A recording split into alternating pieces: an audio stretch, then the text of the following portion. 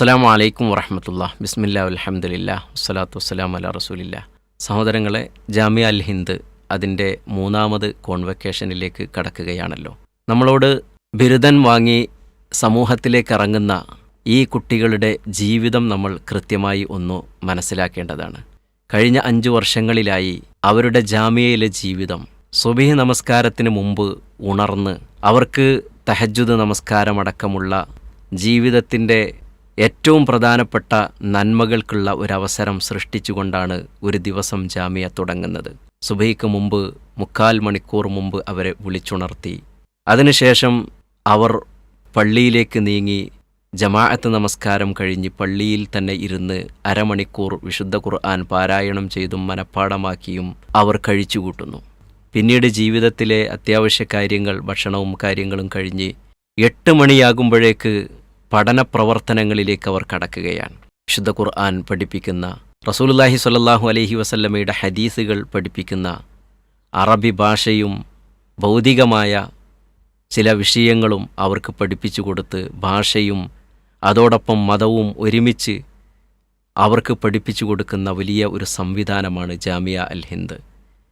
7 പിരീഡുകളിലായി 9 മണിക്ക് തുടങ്ങുന്ന ഔദ്യോഗികമായ ക്ലാസുകൾ 3:20 വരെ തുടർന്നു.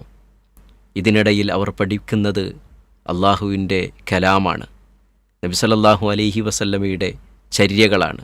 ആ 3:20 ശേഷം അവരുടെ നമസ്കാരവും മറ്റുമൊക്കെ കഴിഞ്ഞ് അവർ വീണ്ടും മഗ്രിബ് നമസ്കാരത്തിൻ്റെ അരമണിക്കൂർ മുമ്പ് പള്ളിയിലെത്തി വിശുദ്ധ ഖുർആൻ പാരായണം ചെയ്ത് അവിടെ ഇരിക്കുകയും ബാങ്ക് വിളിച്ചാൽ നമസ്കാരം കഴിഞ്ഞ് വീണ്ടും സ്വന്തമായ പഠനങ്ങളിലേക്ക്, വായനയിലേക്ക് കടക്കുകയാണ്.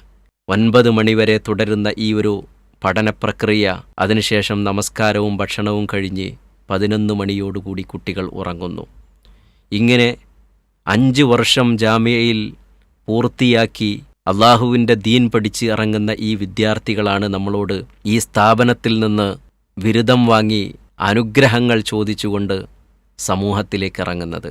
അവരെ സമൂഹത്തിലേക്ക് ഇറക്കുന്ന ഒരു പ്രക്രിയയാണ് ഈ ഫെബ്രുവരി 6, 7, 8 ദിവസങ്ങളിലായി ജാമിയയോടനുബന്ധിച്ചുള്ള സ്ഥലങ്ങളിൽ നടക്കുന്നത്.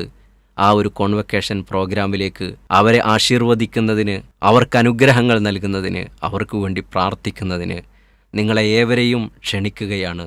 അള്ളാഹു ആ കുട്ടികൾക്കും നമുക്കുമൊക്കെ അവൻ്റെ സ്വർഗം കരസ്ഥമാക്കുന്ന കർമ്മങ്ങൾ ചെയ്തു മുന്നേറാനുള്ള തൗഫീഖ് നൽകുമാറാകട്ടെ. ഒരിക്കൽ കൂടി നിങ്ങളെ ആ കോൺവക്കേഷനിലേക്ക് ക്ഷണിക്കുകയാണ്.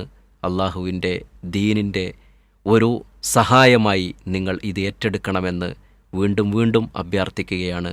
അസ്സലാമു അലൈക്കും വറഹ്മത്തുള്ളാഹി.